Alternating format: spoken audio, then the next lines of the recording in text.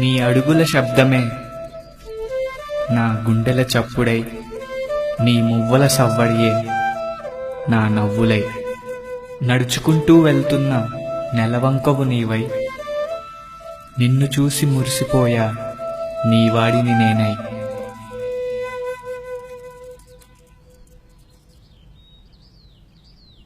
ఓయ్, ఏంటి ఆ చివరిగా ఏమన్నావు? నేనేమనలేదండి. లేదు, నువ్వన్నావు, నేను విన్నాను. నేనేదో మనసులో అనుకుంటే అయినా ఇవిడికెలా అనిపించిందబ్బా. ఓయ్ ఆగు. నువ్వు ఏ భావం నిండిన మనసుతో అన్నావో అదే భావం కలిగిన మనసుతో నేను విన్నాను. హ్మ్?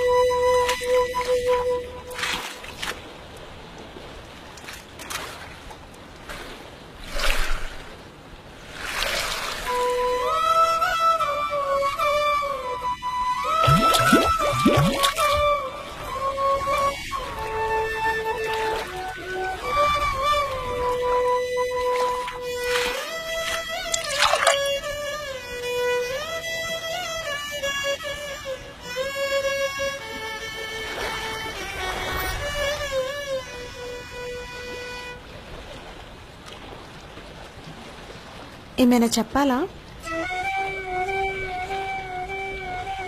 నేను ప్రేమించే ప్రేమ నన్ను ప్రేమిస్తుందని తెలుసు, కానీ నన్ను ప్రేమించే ప్రేమ నాపై ఉన్న ప్రేమను ఎప్పుడు చెప్తుందో తెలియడం లేదు. బంధం విలువ తెలిసిన వాడిని కదా, బయటపడటానికి భయంగా ఉంది. బంధం అనుబంధంగా మారుతుందని తెలిసినప్పుడు బయటపడడానికి భయం ఎందుకు? ఆ దేవుడు నాకు రక్తం పంచుకుని తోడబుట్టిన బంధాన్ని ఇవ్వకపోయినా జీవితంలో ఏ కష్టం వచ్చినా తోడుగా ఉండే స్నేహబంధాన్ని ఇచ్చాడు. అందుకే నా జీవితానికి సంబంధించిన ఏ విషయమైనా ముందు వాడికి చెప్పాకే ఇంకెవరికైనా చెప్పాలి.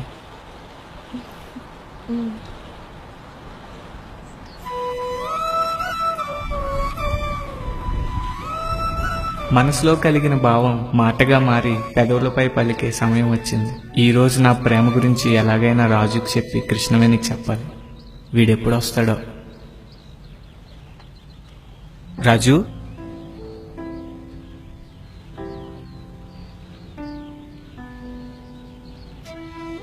నీకో విషయం చెప్పాలరా. అవునా?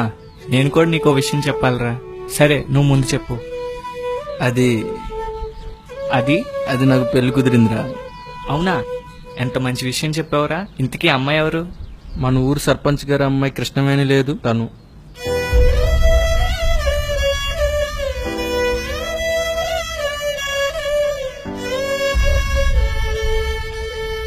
అయినా నీకు తెలిసి ఉండదులేరా, అసలే నీకు సిగ్గెక్కువ కదా. అర్రే, పూతొక్కేసానే. పర్వాలేదులేరా, ఆ పువ్వుకి పూజారి చేతిలోనే వాడిపోవాలని ఉంది. దేవత ఓడి చేరే అర్హత దానికి లేదు. ఏంట్రోయ్ వేదాంతం మాట్లాడుతున్నావు? అదేం లేదురా, నీ కళ్ళల్లో ఎప్పుడు ఆనందం ఉండాలని కోరుకుంటున్నాను. సరేరా, నేను ఒకసారి వెళ్ళి కృష్ణవేణిని కలిసి వస్తా. అన్నట్టు నువ్వేదో చెప్తానన్నా. నువ్వు వెళ్ళి కలిసిరారా, వచ్చాక చెప్తాను. సరేరా.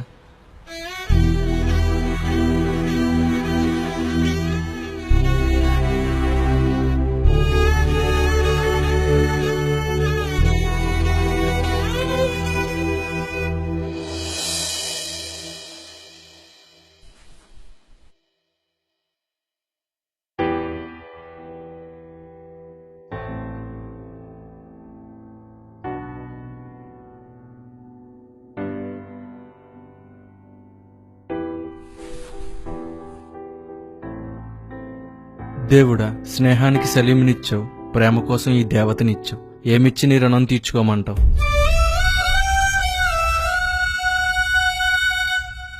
ఎవరు? ఓ నువ్వా? ఏంటి ఇలా వచ్చావు? ఆ దేవుడు నాకు అడగకుండానే అన్నీ ఇస్తున్నాడు. మరుపురాని స్నేహాన్ని, అనుక్షణం నీతో గుర్తుండిపోయే బంధాన్ని. అర్థం కాలేదు నువ్వేమంటున్నావు. ఈ విషయం నీతో మీ అమ్మా నాన్నలే చెప్పాలి, కానీ నీకు కాబోయేవాడిగా నేనే చెప్తున్నా. మనిద్దరికి పెళ్లి చేయాలని పెద్దలు నిశ్చయించారు. ఇక చాలు. ప్రేమ అనేది ఇక్కడ కలిగే భావం, పెళ్లి అనేది ఇక్కడ ఏర్పడే బంధం.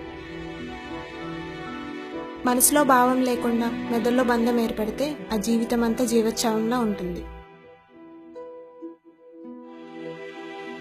మీ మనసులో ఎవరైనా ఉన్నారా? ఎవరో అయితే నీతో చెప్పడానికి ఇంత ఆలోచించేదాన్ని కాదు. అతని స్నేహితుడు సలీం.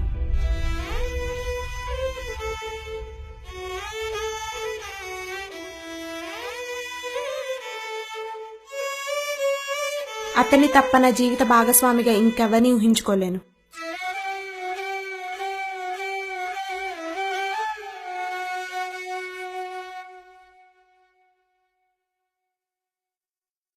భావాల గురించి తెలుసుకోకుండా బంధాల గురించి మాట్లాడి మిమ్మల్ని బాధ పెట్టాను. క్షమించండి.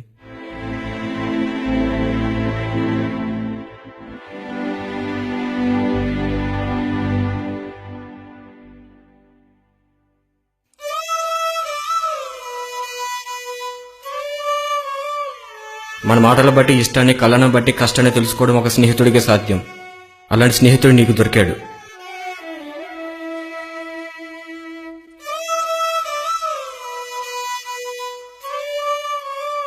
నా గెలుపులో నీ ఆనందం ఉన్నప్పుడు నీ బాధలో నా బాధ్యత లేదేంట్రా?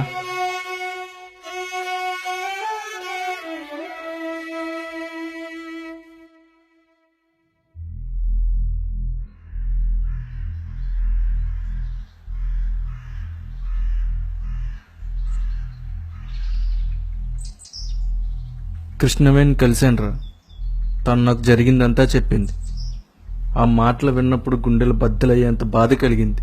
అది తను నన్ను కాదన్నందుకు కాదురా, నీ ద్వారా ఆ విషయం తెలుసుకోలేనందు. మరి అంత కానివాణ్ణైపోయినారా? మాట్లాడవేరా?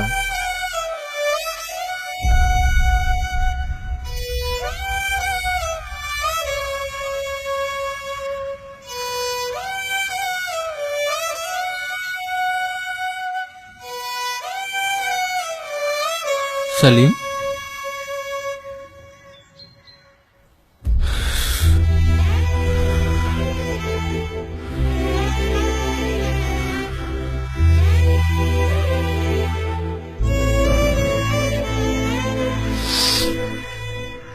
సలీం, సలీం, సలీం.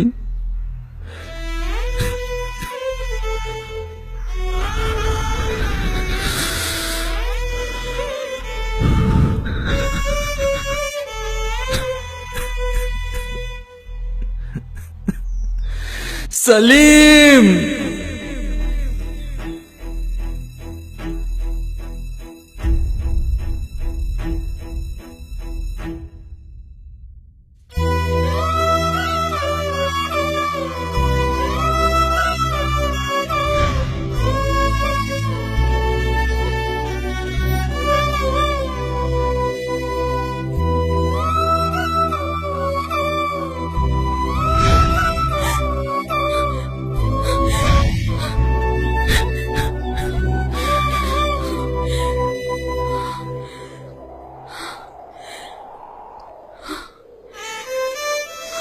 కృష్ణవేణి,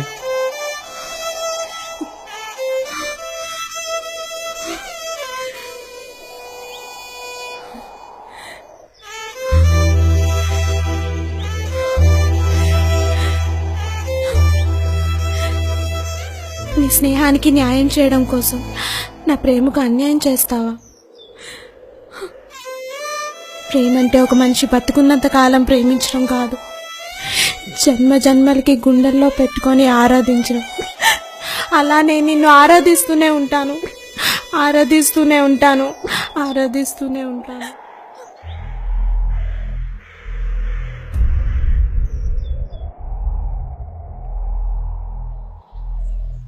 కృష్ణవేణి,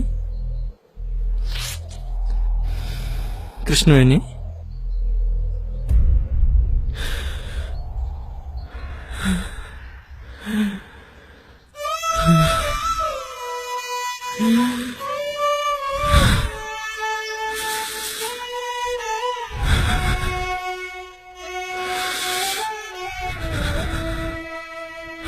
స్వార్థం లేని స్నేహం ప్రాణాలు సైతం లెక్క చేయలేదు. కల్మషం లేని ప్రేమ గెలిచే వరకు ఆగలేదు.